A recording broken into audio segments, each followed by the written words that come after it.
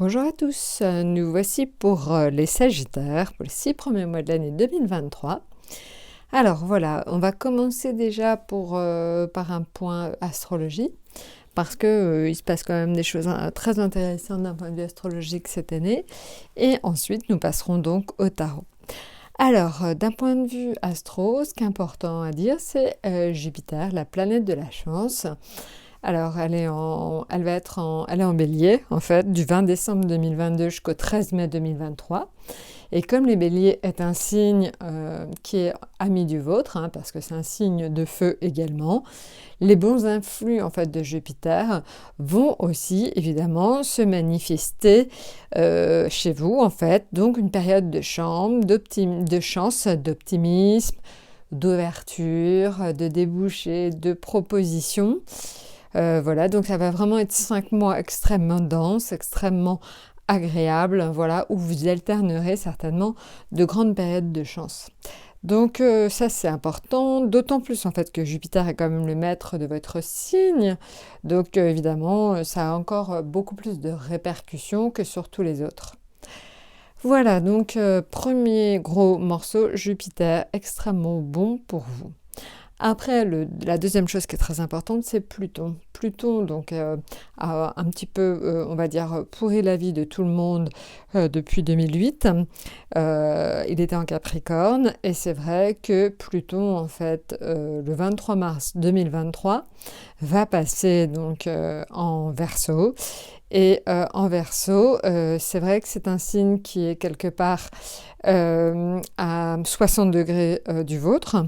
Donc, on a un angle qui est très porteur.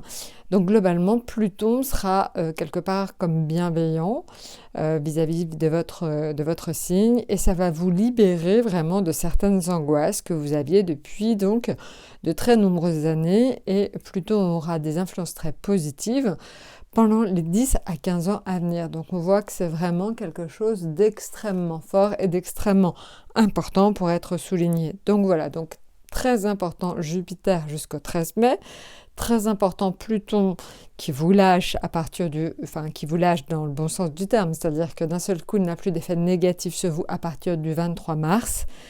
Donc voilà, déjà on voit que vous commencez les 6 premiers mois de l'année de façon très agréable.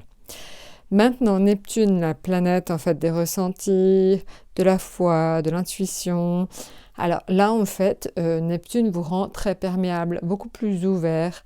Voilà. Par contre, c'est vrai qu'il faut que vous fassiez attention à être assez structuré, parce que Neptune a tendance à un petit peu vous faire partir dans tous les sens. Donc soyez bien structuré, faites attention à vos contrats, vos projets, structurez-les au maximum.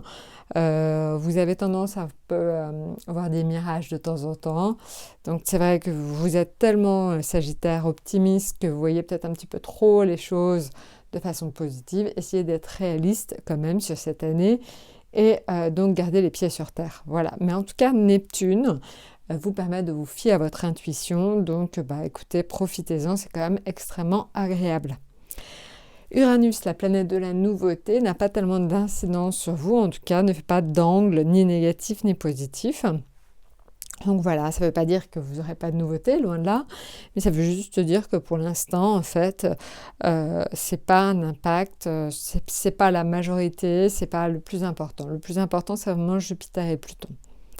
Voilà, après donc Saturne. Alors Saturne vous veut du bien jusqu'au 7 mars.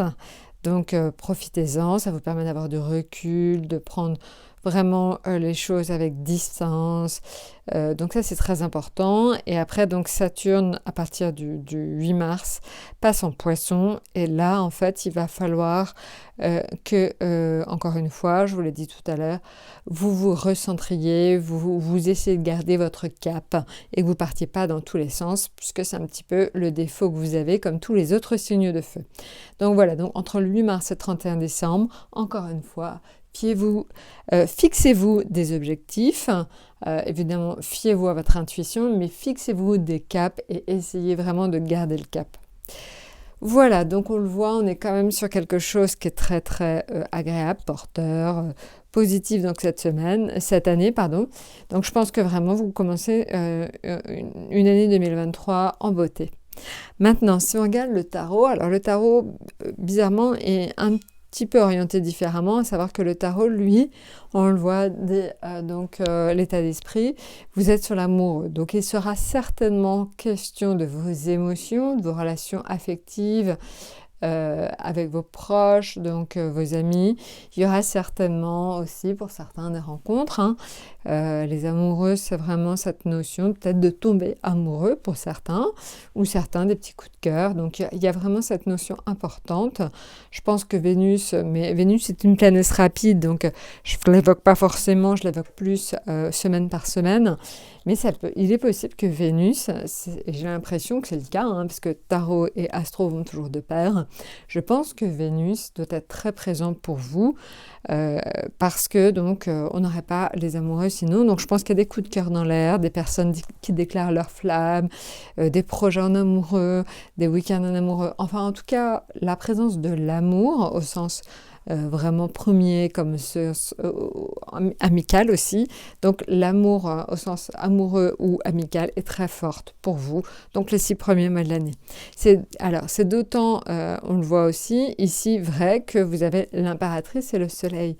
L'impératrice et le soleil, c'est vraiment le fait de communiquer, d'avoir des relations saines avec ses proches, d'amour, de chaleur humaine. Donc voilà, tout est empreint vraiment d'un climat affectif propice, agréable, cool, serein. Donc je pense que vraiment, vous le voyez, ces 3 cartes sont vraiment là pour vous dire que, encore une fois, l'amour va être au sens, va avoir un grand impact sur votre vie sur les 6 premiers mois de l'année 2023.